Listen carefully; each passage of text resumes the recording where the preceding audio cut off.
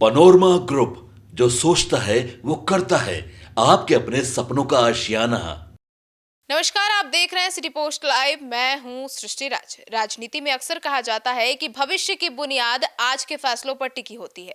बिहार की राजनीति से एक ऐसी ही खबर आ रही है जहां राष्ट्रीय लोक मोर्चा के प्रमुख उपेंद्र कुशवाहा के एक फैसले ने सियासी गलियारों में नई चर्चा छेड़ दी है। खबर है कि अपने बेटे को जिम्मेदारी दिलाने के बाद अब कुशवाहा जी ने अपनी बहू साक्षी मिश्रा के साथ एक का प्रस्ताव एक महत्वपूर्ण पद के लिए आगे बढ़ाया है।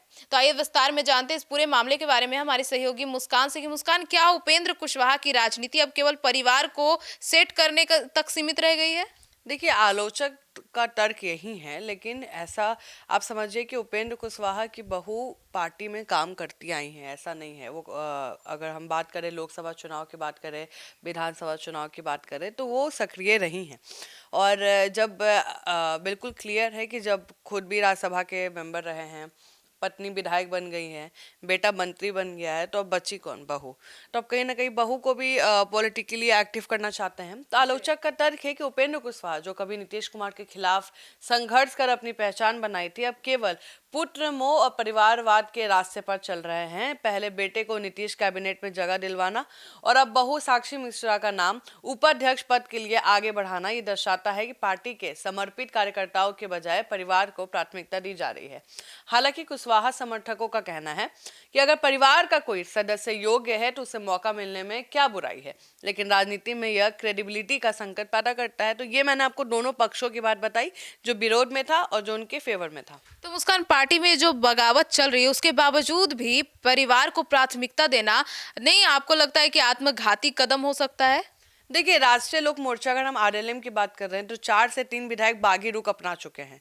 और विधायकों की नाराजगी का मुख्य कारण यही है कि उन्हें नजरअंदाज कर परिवार को तवज्जो दी जा रही है। क्योंकि भाई, जो विधायक बन के आए हैं वो भी तो एक्सपेक्ट करेंगे ना कि जब मंत्री पद है तो हम में से कोई एक बने।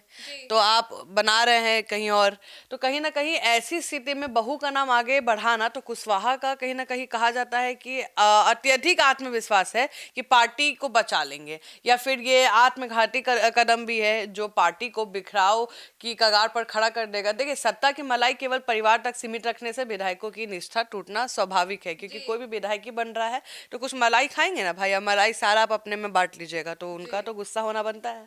तो मुस्कान, माधव आनंद की खाली सीट पर बहू का दावा किया गया है, तो क्या यह पुराने वफादारों के साथ अन्याय है? देखिए, माधव आनंद पार्टी के पुराने सम रहे हैं। उनके विधायक बनने के बाद खाली हुए उपाध्यक्ष पद पर किसी वरिष्ठ नेता या संघर्षशील कार्यकर्ता को बैठाना चाहिए था।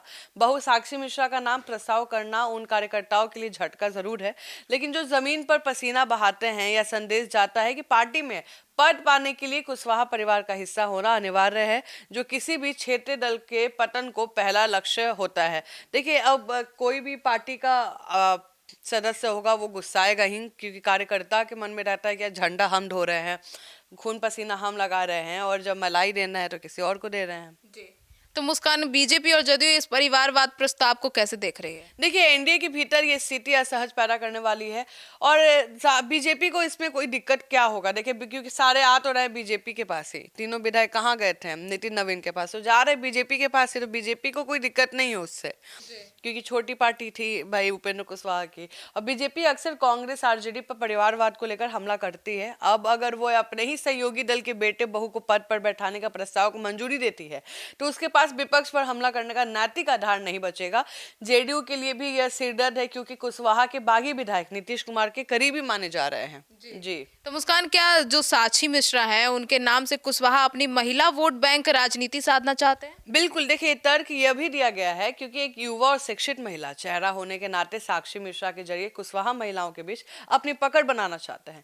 लेकिन राजनीति में बहू को पद दिलाना कभी भी महिला सशक्तिकरण का हिस्सा नहीं माना गया है। इसे शुद्ध रूप से सत्ता का पारिवारिक बंटवारा ही देखा जाता है, और इससे कुशवाहा की छवि जन नेता के बजाय पारिवारिक मुखिया के से अधिक बन रही है, कि मुखिया हो गए हैं, पारिवारिक उसको देख के चल रहे हैं। तो अब यही सबके जहन में सवाल है कि देखिए, हमने स्टार्टिंग में ही आपको ब्रेक कर दिया था कि साक्षी मिश्रा आने वाले लोकसभा चुनाव में बिल्कुल वो चुनाव लड़ने वाली हैं, वो आगे आएंगी चुनाव लड़ने के लिए, हमने पहले ही ब्रेक कर दिया था। और देखिए आज कहीं ना कहीं उनको धीरे धीरे एंट्री करवाया भी जा रहा है। तो साक्षी मिश्रा भी आने वाले टाइम में चुनाव लड़ेंगी लोकसभा में, और ये मैं दावा करके कह रही हूँ। और अब देखते हैं कि पार्टी के लोग इसको कितना एक्सेप्ट कर पाते हैं। तो क्या कुशवाहा का परिवारवाद जो राजनीति करने का तरीका अभी अपना रहे हैं वो एनडीए के लिए बिहार चुनाव में कमजोर साबित हो सकते हैं आने वाले चुनाव में? देखिए, सवाल बिहार के राजनीति के भविष्य के लिहाज से बहुत अहम है। बीजेपी हमेशा लालू यादव, तेजस्वी यादव को बेटा बेटी पार्टी कहकर घेरती है। अब क्या बोलेंगे, क्योंकि अब उपेंद्र कुशवाहा का नाम बोल देंगे लोग कि बेटा बहू पत्नी सब आ गए हैं, तो अब क्या बोलिएगा। तो कहीं ना कहीं तो विपक्ष को अटैक करने का सीधा मौका मिल गया है बीजेपी पे, मतलब एनडीए पे। अब आरजेडी अब पलटवार सवाल पूछ रही है कि बीजेपी का परिवारवाद का नारा कहाँ गया।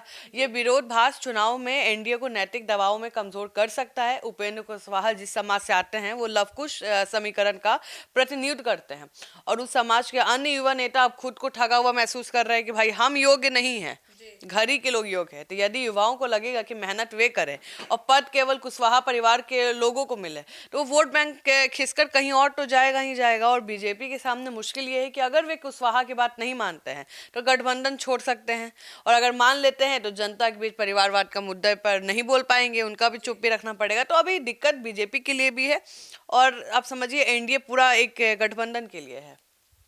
तो सुना आपने हमारे इस डिबेट को, तो अब देखना होगा कि किसी भी राजनेता के लिए परिवार और पार्टी के बीच संतुलन बनाना हमेशा से एक बड़ी चुनौती रहा है। और अब क्या होगा, उपेंद्र कुशवाहा के इस कदम को कोई अनुभव और युवा ऊर्जा का संगम कह सकता है, तो कोई इसे अपनों को प्राथमिकता देने का नाम दे सकता है। अब इस पर आपकी क्या राय है, कमेंट सेक्शन में जरूर बताइएगा। धन्यवाद।